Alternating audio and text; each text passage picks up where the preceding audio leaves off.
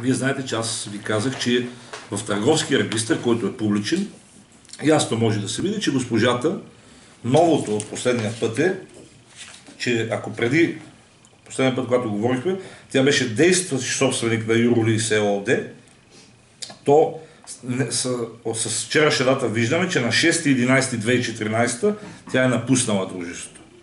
Тоест, аз искам комисията да провери нейната несъвместимост за периода 5.11.2010 до 6.11.2014 година. Също така, освен в Юролис, където е едноличен собственик и управител, същата е и управител на Мотопро за периода до 10.11.2014 година.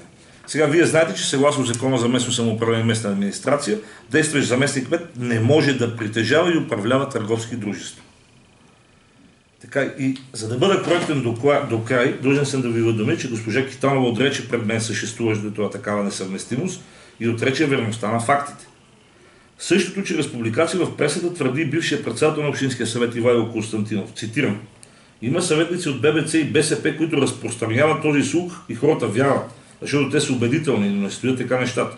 Обяснявам, защото те лъжат, т.е. аз лъжа. Специално проверих случая с Олга Китанова. Олга е имала фирма, която е прехвърлила още преди да дойде като замкмет. Тя има предварителен договор за продажба на дяловете. Тези дялове са платени частично. Тя има генерално пълномощно, от което е видно, че тя е прехвърлила и активи и пасиви. Всичко на човека, на когото е продава фирмата. Има си всички тези документи. Освен това, тя е декларирала пред Сметната палата доходи, имущество и продажба на фирмата. Няма новина, има си предварителен договор за продажба. Мисля, че пазарът е бил за 70 хиляди, платили си 56 хиляди, има да взема още пари.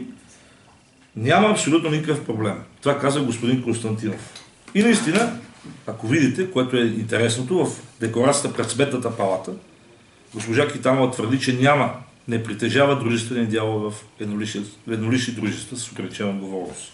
Аз обаче, виждайки от търговския регистр, твърда, че това не е така и затова уведомявам комисията и отново повтарям пред вас. Не в качеството си на компромат, а защото именно тази дейност пречи на госпожа Китанова да изпълнява своята длъжност като заместник кмет по финансовите въпроси и не случайно финансите на общината са в това положение. По отношение докладната за господин Ивайло Константинов, значи през 2005 лицето Ивайло Константинов придобива част от поземлен имот със собственост с КНД Консулт с управител Валентин Карелиев. Същите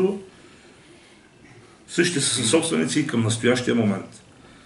От публикации в медиите става ясно, че съсобствениците имат намерение да изградят луксозен VIP квартал в имота.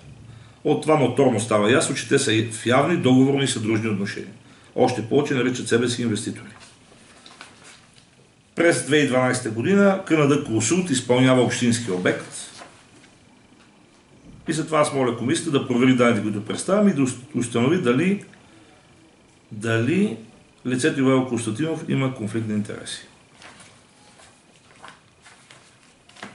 Добри